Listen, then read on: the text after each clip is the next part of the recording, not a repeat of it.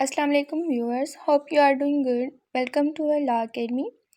जैसे कि आज का जो हमारा सेक्शन है वो section number 20, the partnership act 1932।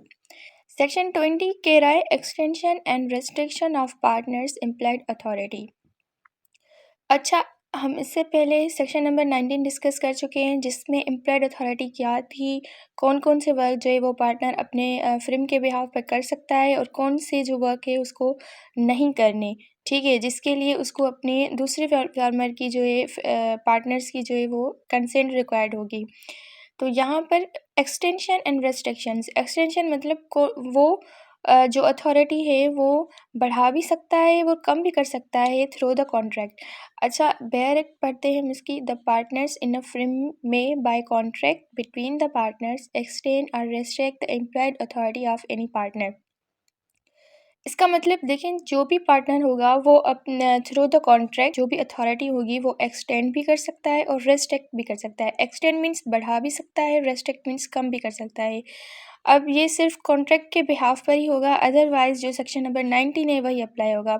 Section 19 जो है ना वो स्ट्रिक्टली अप्लाइड नहीं होगा जब कॉन्ट्रैक्ट ऐसा बनाया होगा। अब आगे क्या कह रहा है, not with standing any such restriction any act done by a partner on behalf of the firm which falls within his employed authority binds the firm, unless the person with whom he is dealing knows of the restriction or does not know or believe that partner to be a partner.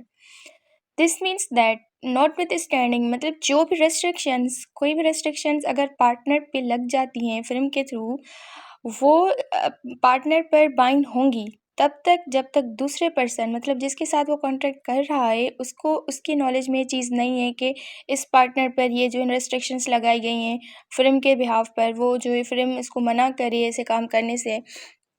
तो अगर third party के knowledge में ये चीज़ नहीं है तो वो मतलब फिल्म को ही बाइंड समझा जाएगा। हम एग्जांपल लेते हैं। देखिए, यहाँ पर एक पार्टनर है एक फ़िल्म का, ठीक है? उस पे ये रेस्ट्रिक्शंस लगाई गई हैं कि वो जो है कर्ज़ा नहीं ले सकता फ़िल्म के बिहाफ़ पर, ठीक है? तो वो पर्सन जो है वो पार्टनर है वो बाउंड है, मतलब वो कर्ज़ा नहीं लेगा फ़िल्म के नाम पर। लेकिन फिर भी वो पार्टनर लेता है, किसी से वो बोरोइंग करता है और वो जो रेस्ट्रिक्शंस है मतलब जो उस पे पाबंदी लगाई गई है वो थर्ड पार्टी की नॉलेज में नहीं है। मतलब ये जो पार्टनर है दूसरी पार्टी के साथ वो डीलिंग कर रहा है, बोरोइंग कर रहा है, कर्ज़ा ले रहा है, उसकी नॉलेज में ये नहीं है कि इस पार्टनर पर वो रेस्ट्रिक्शंस लगाई गई हैं। लेकिन इसके लिए उसने मतलब थर्ड पार्टी उसको जो है वो कर्ज़ा दे देती है। फ़िल्म के बिहाफ़ पर ले रहा है ना, तो वो फ़िल्म के बिहाफ़ पे दे देते। अब तो यहाँ पर क्या होगा, फ़िल्म जो है वो बाइंड होगी। क्यों होगी? क्योंकि थर्ड पार्टी के नॉलेज में वो चीज़ नहीं थी कि इस पे ये रेस्ट्रिक्शंस हैं, उसको पता ही नहीं था। तो तब भी उस पार्टनर के इस एक्ट पर वो फ़िल्म ही बाइंडिंग होगी, फ़िल्म ही लायबल होगी, वो पार्टनर लायबल नहीं होगा। ठीक है? तो मतलब इसका हम ये जो एक्ट समझेंगे वो on the behalf of the firm ही समझेंगे। भले ही उस पे रेस्ट्रिक्शंस लगाई गई हों पार्टनर, बट जब तक वो चीज़, वो रेस्ट्रिक्शंस थर्ड पार्टी के नॉलेज में नहीं है तो हम तब तक जो है उस पार्टनर की रेस्ट्रिक्शन से जो है वो मान कंसीडर नहीं करेंगे। सो इतना सिंपल सा था सेक्शंस। होप आपको समझ आ जाएगा। Thanks for watching. अल्लाह हाफिज़।